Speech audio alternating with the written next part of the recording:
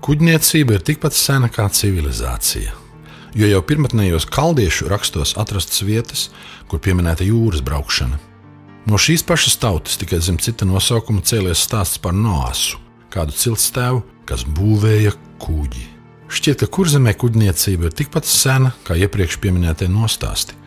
Gandrīz no 3 pusēm Kurzemes ziemeļdaļu, saukt arī par Kurzemes pussalu, apskalo jūra, tāpēc likumsakarīgi, ka kurzemnieku gaitas un nodarbošanās dažādos laikos lielā mērā bijušas saistītas ar jūru. Zvejniecība, jūrniecība, kuģu būve, arī jaunu zemju atklāšana un jūras laupīšana, kas pirms 1000 gadiem skaitījusies itin cienījama nodarbe.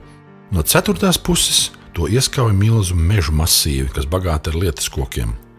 Labu kokmateriālu pieejamība un novadnieka Krišjāņa Valdemāra atbalsts, tāpat kā lībiešu deksme jūrniecības lietās, devuši lībiešu apdzīvotajiem krastiem daudzus rēderus, izcilus jūras braucējus un staltus buriniekus. Nav bijis nozīmīgāk laika latviešu tautas vēsturē par 19. gadsimtu.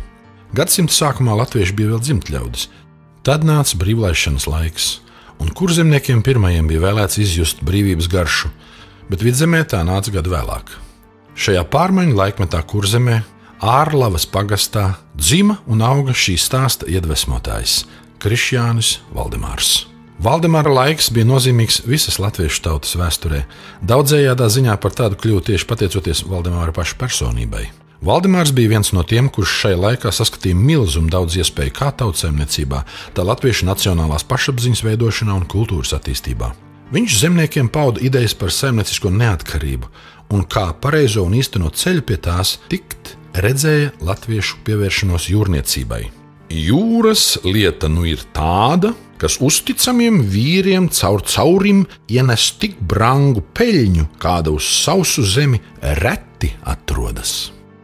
Valdemārs uzskatīja, ka Baltijas jūra ir jūrniecībā nozīmīgāka kā Baltā jūra, Ledus jūra vai pat Melnā jūra, jo tā stāv tuvu visbagātākajām tautām un vēl vairāk. Tā atrodas pašā Eiropas sirdī. Kad velkam uz Eiropas kartes līniju no tālākā Eiropas zemes stūra pret ziemeļu rītiem, Karas upi, uz tālāko dienvidu vakaru stūri, Kaps Svētā Vincenta, Portugālē, un otru līniju no tālākā ziemeļu stūra Nordkap, Norvēģijā, uz tālāko dienvidu stūri starp Kap Matapan, Grieķijā, tad abas šīs līnijas satiekas mūsu Baltijas jūrā netālu no Kurzemes Kolkuraga. Tad nu šai vietā ir Eiropas vidus, Eiropas sirds,